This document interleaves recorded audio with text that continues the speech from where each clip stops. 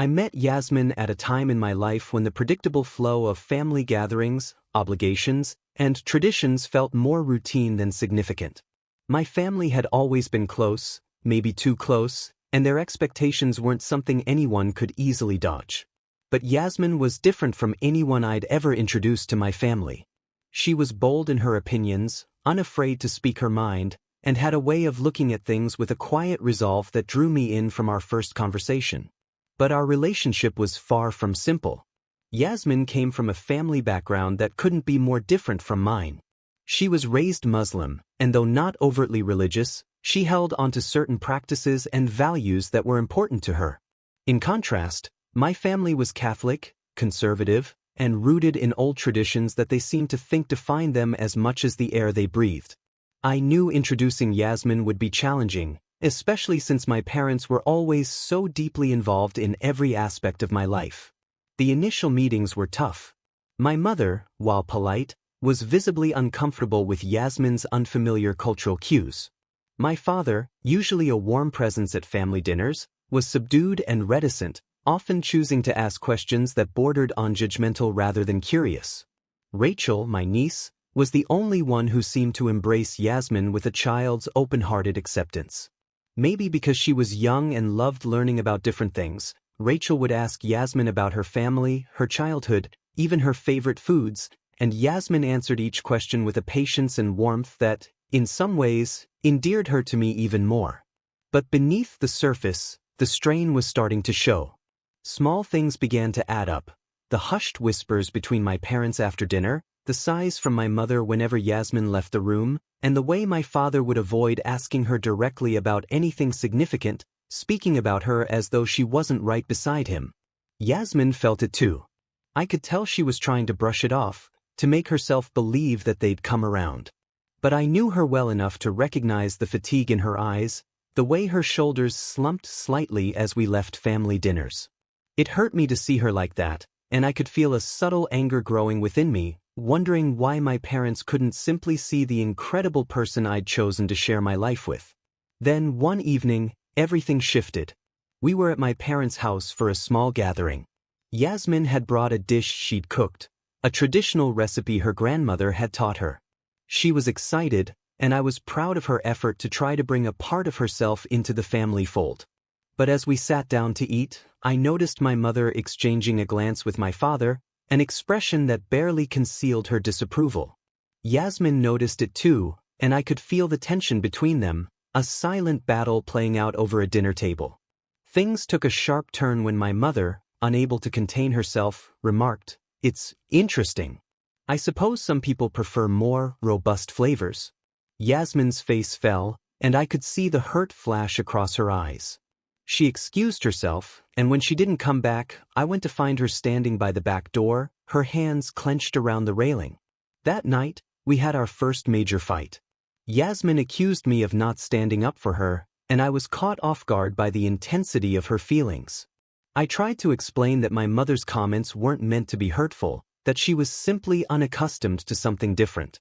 But Yasmin wasn't appeased, and as the night wore on, I began to realize that I had severely underestimated how much she'd been holding back. It was the first time I truly saw the distance that had been quietly building between us, an invisible barrier I hadn't been paying attention to. After that night, I knew things had to change. I spoke to my parents, trying to help them see what I saw in Yasmin, to understand that she wasn't there to replace anything they held dear but to be a part of it in her own way. It was a difficult conversation, and my mother, in particular, was resistant, voicing concerns about values and tradition, things she felt were slipping away with every unfamiliar practice or custom Yasmin brought with her. My father, though, seemed to waver, and it was here that things took an unexpected turn. My father, a man of few words and steady routines, approached Yasmin on his own terms a few days after our conversation. I wasn't there for it, but she told me later that he'd asked her to explain a few things about her beliefs, her customs. It wasn't a comfortable exchange, but it was genuine, and over the next few months, they developed a tentative respect for each other. My father began to realize that Yasmin wasn't just a divergence from tradition but someone with her own strength of conviction, and in his quiet way, he began to appreciate that. Slowly, My father started seeking out moments with Yasmin, sharing small gestures that meant more to her than any grand acceptance could. He'd ask her opinion on things, mention her in conversations with family friends as my daughter-in-law. It was subtle, but Yasmin noticed, and for the first time, she started to feel a part of the family. But it was Rachel, my young niece, who truly bonded with Yasmin. Rachel adored Yasmin, and they shared a warmth that was refreshing to see. Yasmin took Rachel to the library, taught her a few phrases in Arabic, even shared stories of her own childhood. Rachel was captivated, and her genuine enthusiasm for everything Yasmin introduced her to began to soften even my mother's hard stance. It was through Rachel that my mother first saw Yasmin as something more than an outsider. She watched Rachel mimic Yasmin's gestures, ask to wear similar clothes, even try to cook the same dishes. And one evening, when Rachel stood beside Yasmin, proudly showing off a henna design Yasmin had drawn on her hand, I saw something shift in my mother's eyes. A softening, an understanding. For the first time, my mother's smile felt real. It was Rachel's innocence that bridged the chasm between Yasmin and my mother. It wasn't an overnight transformation. There were still moments of tension, comments that veiled a discomfort, but over time, my mother began to look at Yasmin with a hint of pride. At family gatherings, Yasmin was no longer sitting at the periphery, but engaged in the conversations, often laughing along with Rachel at her side. Eventually, Yasmin and I started discussing having a child. It was a terrifying conversation for both of us, especially given everything we'd been through with my family. But seeing the small changes that had occurred, Yasmin felt she was finally ready to consider it. And when our daughter was born, it felt as if a new chapter had begun. My father, who rarely showed emotion, was visibly moved when he held his granddaughter for the first time. And my mother, who once looked at Yasmin with barely concealed disdain, now couldn't take her eyes off our little girl.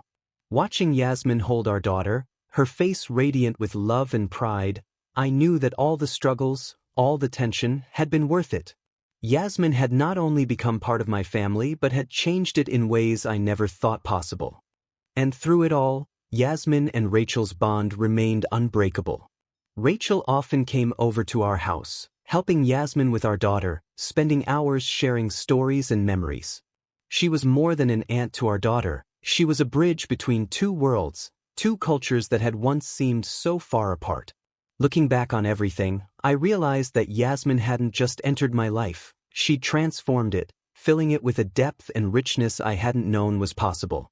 2 years ago, my sister, Ellen, went through a nasty divorce that shook our family to the core. Ellen had been married for nearly a decade, and no one had ever imagined that her marriage would end so disastrously. The scandal hit all of us hard, especially because of how publicly everything played out. Her husband had discovered she'd been having an affair, and things unraveled fast. They went through an ugly custody battle for Rachel, and in the end, Ellen got primary custody with visitation rights for her ex. Yasmin was the one who stepped up to help. She knew how much Rachel adored her and volunteered to take care of her for a few weekends each month to give Ellen some space to figure things out. I'll never forget how hard Yasmin worked to make Rachel feel at home, turning our guest room into a space filled with soft blankets, storybooks, and little things she knew would make Rachel smile. Rachel seemed to relax with us, her face lighting up every time she came over. For a while, it seemed like things were settling down, and Rachel would at least have some stability. But then everything changed. About 3 weeks into the arrangement, Rachel had just gone back to Ellen's, and I was in the kitchen when Yasmin walked in, holding her phone with a strange look on her face. I asked her what was wrong, but she brushed it off, saying she'd just received an unexpected message and that she'd deal with it later. I didn't push, she'd seemed tired lately, and I figured she'd tell me when she was ready. Then one night, Rachel sat us both down, her little face serious and worried. She looked at Yasmin with those big, innocent eyes and said, "Aunt Yasmin, I saw someone here with you when Uncle was gone." My stomach dropped. Yasmin's face paled, and for a moment, she was completely still. But then she managed to ask Rachel what she meant, though I could tell she was barely holding it together. Rachel looked at her aunt, confused but trusting, and said, "You had a friend come over, and you both went to the bedroom. I heard you laughing." She looked between the two of us, as though unsure if she'd done something wrong by bringing it up. Yasmin's face flushed, her mouth opening and closing without any words coming out. I felt a slow burn of anger building up, but I couldn't bring myself to say anything, not with Rachel sitting right there watching us. Trying to keep my voice steady, I asked Rachel to go play in her room for a while. She hesitated, glancing back at Yasmin, who gave her a nod, and then she walked down the hallway, the sound of her little footsteps echoing in the silence. As soon as she was out of earshot, I looked at Yasmin, waiting for her to explain herself. She didn't meet my gaze. Instead, she looked down, her fingers twisting the edge of her sweater. Finally, she took a deep breath and told me everything. While I was at work one afternoon, she'd invited a man she'd been talking to over to the house. I felt like I'd been punched in the gut. The trust we'd spent years building suddenly felt like it was crumbling around us. My mind raced with a million questions. How could she do this? Why did she feel the need to bring him here, into our home, where our niece was just down the hall? Yasmin's eyes were red, and she seemed genuinely remorseful, but I could barely process her words. She apologized, saying she hadn't intended for anything to go that far and that she'd been feeling lonely. Lonely? That word echoed in my head as I struggled to wrap my mind around it. Had she been feeling disconnected from me, or had I missed some signs that she was unhappy? But none of that seemed to matter now. What mattered was that she had crossed a line, one I never thought she'd even consider. We sat there in silence for what felt like hours, both of us too stunned to speak. My hands were clenched, and I had to remind myself to keep calm, not to do anything rash. I asked her why she hadn't told me if she was feeling lonely or if something was bothering her. Her answer was as painful as it was infuriating. She admitted that it was partly the stress of trying to fit into the family, of constantly feeling like she wasn't good enough, like she'd never truly belong, no matter how hard she tried. She said she was ashamed and confused, and that it had just been one moment of weakness, one that had spiraled out of control. But even as she spoke, I couldn't ignore the anger building in me, the sense of betrayal. I kept thinking about Rachel, how she'd seen everything, how she was the one who'd had to tell me. The thought of our niece witnessing something like that was nearly unbearable. It wasn't just my trust that Yasmin had broken, it was Rachel's too, and that cut deeper than anything else. After a long, agonizing conversation, Yasmin left the room, saying she needed time to think, to figure out what she wanted. I stayed behind, replaying Rachel's words in my head and wondering if there was any way to rebuild from this. I didn't know if I could ever look at Yasmin the same way again, but I also knew that whatever I decided would impact Rachel, who already had too much turmoil in her life. That night I barely slept. I lay awake, thinking about the future, about our family, and about the wreckage left behind. I could hear Yasmin moving around in the guest room, where she'd chosen to sleep. Part of me wanted to confront her again, to demand answers, but I knew that it wouldn't change anything. The damage was done, and no amount of talking could undo it. In the morning, Rachel was her usual cheerful self, blissfully unaware of the storm her words had unleashed. Watching her chatter at the breakfast table, I felt a fierce protectiveness, a need to make sure she never had to go through anything like this again. For her sake, I wanted to believe that we could fix this, that Yasmin and I could find a way back to each other. But the pain of betrayal hung heavy between us, and I didn't know if forgiveness was possible, or if I even wanted to try. The days that followed were tense and quiet. Yasmin stayed out of my way, giving me space, but I could see the toll it was taking on her. She looked worn out, her usual spark dimmed, and it was clear that she was struggling. But every time I thought about reaching out, about having a real conversation, I'd remember Rachel's words and feel the hurt all over again.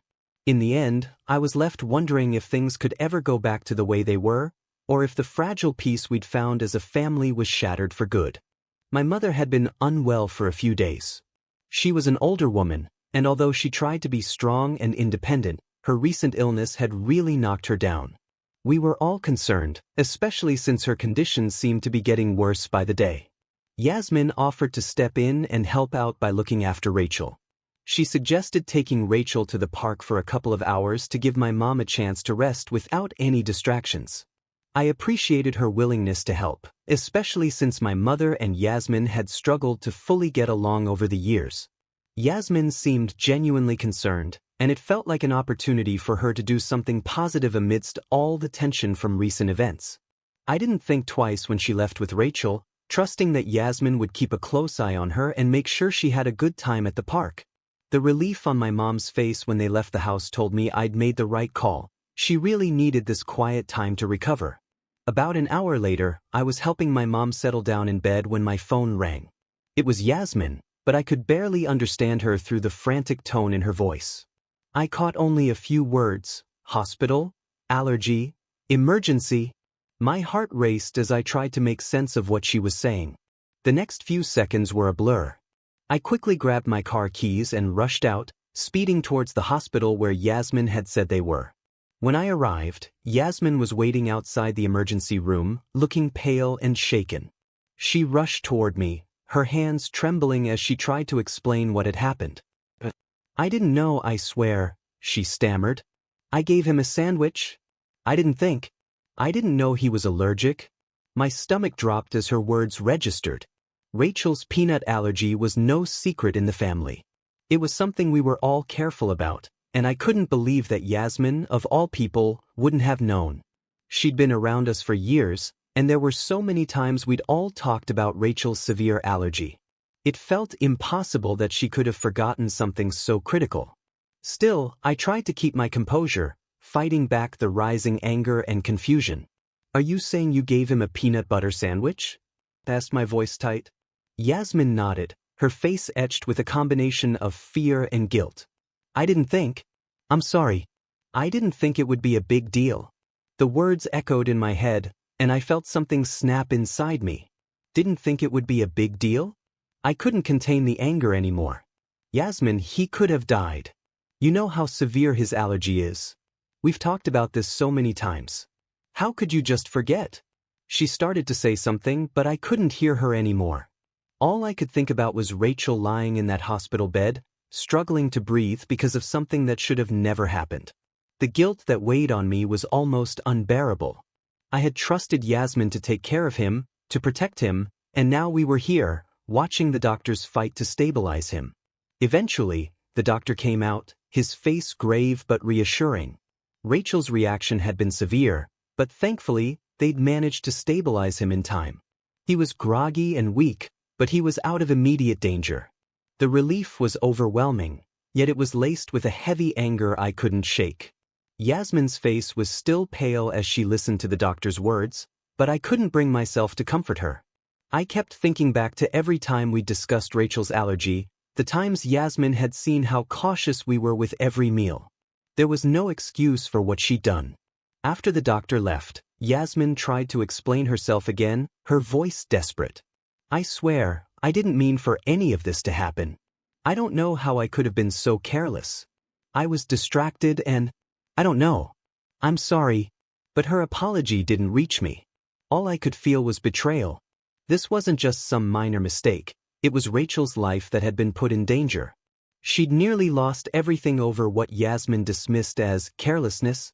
I couldn't shake the thought that this had gone beyond an innocent mistake, that maybe there was something deeper behind her actions, something I hadn't seen coming. In the days that followed, Rachel was kept in the hospital for observation. My family rallied around him, with my mother, weak as she was, insisting on coming to see him every day. Yasmin, on the other hand, kept her distance, almost as if she were waiting for me to decide how to handle the situation. I could feel her trying to reach out, wanting to explain herself, but every time I looked at her, all I saw was Rachel's face in that hospital bed, pale and struggling to breathe. My mother's attitude toward Yasmin changed overnight. She had always been skeptical, but this incident seemed to confirm her worst fears. She started making subtle comments whenever Yasmin was around, her tone laced with a resentment she barely tried to hide. Yasmin noticed, of course, but said nothing, and I found myself torn between the woman I had once loved and the family that was now rallying against her. A part of me wanted to believe Yasmin, to think this was all just a tragic mistake, but I couldn't ignore the gnawing doubt in the back of my mind. How could someone so involved in our lives, who claimed to love Rachel as much as her own, be so reckless? How could she have forgotten something so vital? Rachel eventually recovered, but the damage had been done. His trust in Yasmin was shattered, and the bond she'd worked so hard to build with my family was irreparably fractured. My mother, once cautiously accepting, now viewed her with open suspicion. She'd say things like, "Some people just don't belong," and though she never said it directly, I knew she was referring to Yasmin. Each comment felt like a barb, hitting deeper than I wanted to admit. As for me, I didn't know where to go from here. Yasmin and I had built a life together, shared countless memories, and faced challenges as a team. But now, all of that felt overshadowed by this one moment, this one act of thoughtlessness that had nearly taken away someone I loved. Every time I looked at her, I saw a stranger, someone I wasn't sure I could trust. Yasmin continued to apologize, trying to explain that it had been an oversight, that she'd been distracted with everything going on. But her words fell flat. No matter how many times she said she was sorry, the image of Rachel lying in that hospital bed, pale and struggling, haunted me. I wondered if there was a part of her that resented my family, if maybe she'd been holding on to more bitterness than she'd ever let on. The question of whether or not to forgive her lingered, gnawing at me, yet I couldn't bring myself to make a decision. I was stuck, trapped between the memory of the woman I thought I knew and the person who had caused so much pain to my family. Every day, I woke up hoping for clarity, for some answer, but it never came. Instead, I was left with a growing emptiness, a sense that the life we'd built was beginning to crumble, one piece at a time. In the aftermath of Rachel's hospitalization, my family struggled to process what had happened. Everyone felt the weight of Yasmin's actions, and the atmosphere was thick with tension and unspoken accusations. My mother, already weakened by her illness, was devastated. Her sense of betrayal ran deep. She'd been trying to welcome Yasmin into our family for my sake, for Rachel's sake, and now all that effort felt pointless. My sister Ellen, Rachel's mother, was even more livid.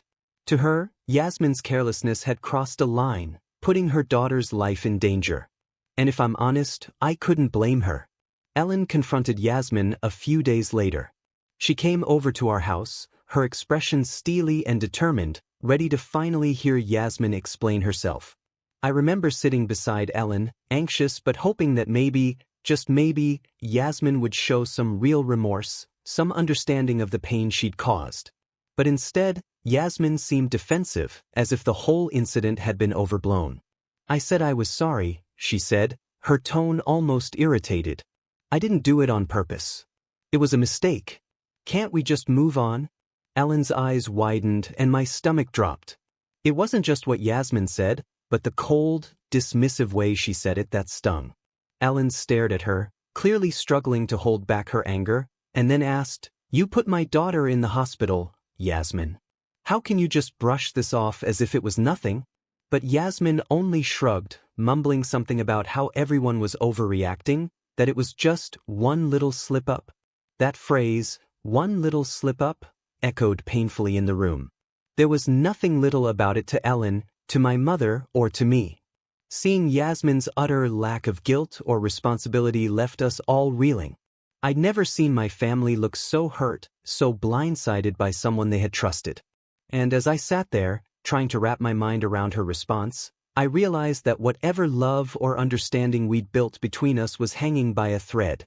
After that day, the atmosphere turned colder than ever. Yasmin's refusal to acknowledge the gravity of what she'd done angered my entire family. The more they talked about it, the clearer it became that they wanted her to face real consequences. My mother suggested contacting social services, arguing that someone so callous couldn't be trusted around children. Ellen, furious and feeling like she needed justice for Rachel, agreed. She even mentioned calling the police to report Yasmin's negligence. At first, I hesitated, torn between my loyalty to Yasmin and my anger over what she'd done. But the more I thought about her unrepentant attitude, the more I began to question whether she truly cared about anyone but herself. I hated the thought of turning my back on her, but how could I defend someone who wouldn't even apologize sincerely for nearly costing my niece her life? Then, just as we were beginning to make plans to go through with it, another shock hit us, news that was as unexpected as it was grim. It came from one of Ellen's friends who worked in a nearby clinic. The news was whispered quietly, almost cautiously, as if saying it out loud might make it worse. Yasmin had contracted syphilis. Apparently, she'd caught it from her lover, the same man who had been sneaking around with her behind my back. Ellen's friend didn't have all the details but confirmed that Yasmin had been in for treatment and was dealing with the initial stages of the disease. The revelation was like a punch to the gut. I didn't know what to feel: anger, disgust, pity? All of it felt tangled together, a swirling mess of emotions I couldn't untangle. I knew our marriage had been on shaky ground ever since Rachel's hospitalization, but this felt like another level of betrayal. To think that Yasmin, the woman I had once trusted with every part of my life, had not only endangered Rachel but had also recklessly put her own health, and potentially mine, at risk. The news spread quickly among my family. My mother, already weak and struggling, looked completely defeated. Ellen, on the other hand, saw it as karma. She put my daughter at risk, Ellen spat bitterly, and now she's paying the price. There was a grim satisfaction in her voice that unsettled me. I could tell she felt vindicated, as if Yasmin's illness was the universe's way of punishing her for all she'd done. Part of me wanted to feel that same sense of justice, but another part of me couldn't shake the sadness, the loss of the woman I thought I knew. With the news of Yasmin's diagnosis, my family's plans to involve social services and the police were put on hold. The situation felt messy enough already, and now that Yasmin was dealing with her own health crisis, there was a strange sense of closure. The disease had effectively removed any sense of dignity or power she'd had left. Yasmin, once so confident, so defiant, was now dealing with a consequence she couldn't escape, something that would follow her for the rest of her life. After the news broke, Yasmin withdrew even further, avoiding my family and spending most of her time at home in silence. She rarely left the house, and when she did, she was a shadow of her former self, distant and quiet. There was no more fire, no more indignant defenses. It was as if the weight of everything had finally crushed her spirit, leaving her hollow. I tried to talk to her one last time, to see if there was anything left between us to salvage. But she barely looked at me, her eyes downcast, as if she couldn't face me or the wreckage we had become. Her apologies, when they came, were half-hearted, mumbled, and empty. She spoke more about her own misfortune, about the unfairness of her situation, than she did about any regret for what she'd done to Rachel, to me, to our family. In the end, there was nothing left to say. Yasmin's actions had left scars on my family that could never fully heal, and her unrepentant attitude had turned those scars into lasting wounds. We were done. The love I once felt for her was buried beneath layers of betrayal, disappointment, and grief for what we had lost. And as I watched her retreat into her own misery, dealing with the consequences of her choices, I realized that the woman I had loved was long gone, replaced by a stranger I could barely recognize. My family moved on, slowly but surely, drawing closer together in the wake of everything that had happened. Ellen became more protective of Rachel, and my mother, though still weakened by her illness, found strength in the support of her children and grandchildren. Yasmin, meanwhile, faded from our lives, a painful memory we all tried to leave behind. In the end, justice had come, but not in the way we'd expected. Life had a way of delivering its own verdict, and Yasmin had received hers. After the initial shock of Yasmin's diagnosis, I'd hoped, naively it turns out, that things would quiet down, that she'd find a way to deal with her illness privately and perhaps move on with some dignity. But Yasmin couldn't seem to accept what had happened. It wasn't enough for her to take responsibility. Instead, she began spinning a new story. One evening, as I was at home trying to sort through the mess of our life, I got a call from one of our family friends. Her voice was uneasy, hesitant, and I sensed bad news before she even spoke. "She's telling people it was you who gave her syphilis," she said flatly. My stomach dropped. I felt a rush of anger and disbelief, unable to process that Yasmin would stoop so low. After everything she'd done, she was now trying to pin this on me, to make me the villain in her mess. At first, I didn't believe it, thinking maybe it was just gossip or some twisted misunderstanding. But then I started hearing it from others, whispers that Yasmin was spreading a version of events in which I was the one who had infected her. I confronted her about it the next time we were face to face. She didn't even flinch, didn't even try to deny it. Instead, she looked at me with a defiant, almost mocking expression. "You've been distant for months," she said, her voice cold. "You don't know what you're doing when you're out. How do you know it wasn't you who gave it to me?" Her words hit me like a slap. The audacity of it stunned me, left me reeling. She knew exactly where her infection came from. She'd admitted it herself, told me she'd caught it from her lover, the man she'd brought into our lives without any concern for what it would do to me, to Rachel, or to the rest of our family. And yet here she was, trying to rewrite history, making herself into the victim. I could barely hold back my anger, but I forced myself to keep calm. "This is low, even for you, Yasmin," I managed to say. "You're lying to everyone, trying to paint me as the one responsible. I don't understand how you can live with yourself." She shrugged, a bitter smile playing on her lips. "Believe what you want," she said dismissively, as if my feelings didn't matter. "No one can prove anything anyway." But it didn't stop there. Yasmin wasn't content with just spreading rumors about me. She took things a step further, launching an attack on my family. A few days after our confrontation, Ellen, Rachel's mother, called me. Her voice was tense, and I could tell something was terribly wrong. "She came to my house," Ellen said, her words clipped with anger. "Yasmin showed up unannounced, saying things that, well, I don't even know where to start." I gripped the phone, feeling a sense of dread creeping over me. "What did she say?" Ellen took a breath, clearly struggling to keep her composure. "She told me that Rachel is your child. That you and she had some kind of relationship before we were even married, and that Rachel is the result." I felt like the ground had opened up beneath me. The sheer absurdity of it left me speechless. Yasmin knew exactly how close I was to Rachel, how much I cared for her. To twist that love, to turn it into something so malicious and damaging, it was beyond cruel. "Ellen, you know that's not true," I said firmly, though my heart was racing with anger and anxiety. "Yasmin is lying. She's trying to manipulate you, to turn everyone against me because she can't face the truth about herself." "I know," Ellen replied, though I could hear the hurt in her voice. "But Rachel was there. She heard everything. She doesn't understand, but she's confused. Yasmin told her that you were her real father, that we'd all lied to her." My hands clenched into fists. This wasn't just a rumor or a twisted version of events, it was a deliberate attempt to hurt my family, to damage the bond we had with Rachel. Yasmin was tearing apart everything I'd ever valued, using lies and manipulation to bring down anyone who dared to see through her. Later that night, I sat alone, unable to shake the image of Rachel's face when she'd heard those lies, wondering how much confusion and hurt Yasmin's words had caused her.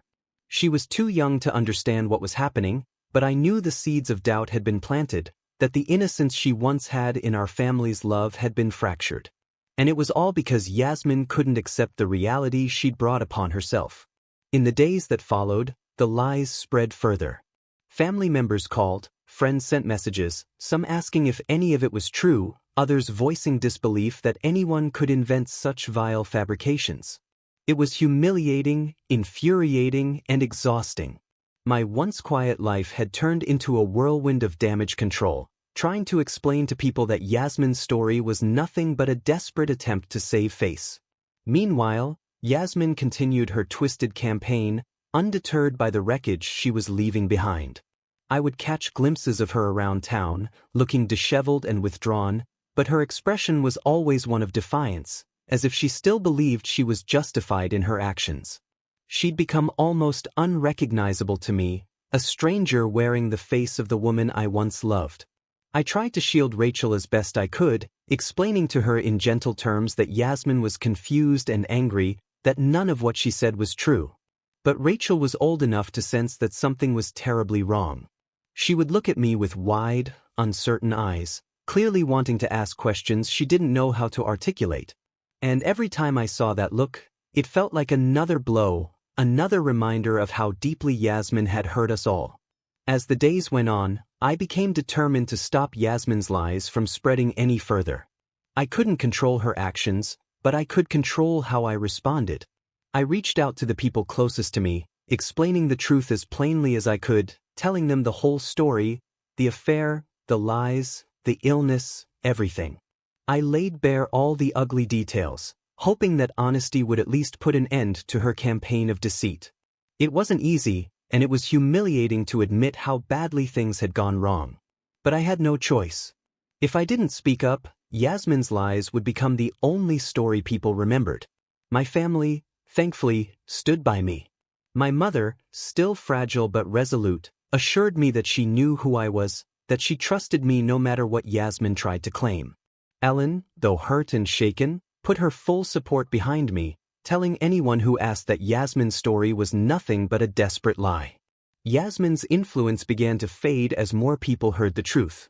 Eventually, even those who had initially believed her stories started to distance themselves, realizing that her accusations didn't hold water. But the damage was done. My reputation, my family's peace, and the trust we'd all shared had been deeply scarred. In the end, Yasmin was left isolated, a shell of the person she once was, clinging to a version of reality that only she believed. I never understood why she went to such lengths to destroy what was left of her relationships, why she chose lies over honesty, bitterness over healing. Perhaps she couldn't face the reality of her choices, couldn't bear to accept the consequences of her actions. But as much as I tried, I could no longer feel pity for her. All I felt was relief as she faded from our lives, leaving us to pick up the pieces and rebuild what we could of the family she'd nearly torn apart. One day, Yasmin simply vanished. There was no warning, no message, no clue as to where she'd gone. I woke up that morning to an empty side of the bed, her belongings scattered just as they'd been the night before. At first, I thought maybe she'd left early to clear her head. Our lives had been nothing but tension and chaos recently. But as the hours passed and my calls went straight to voicemail, the reality started to sink in.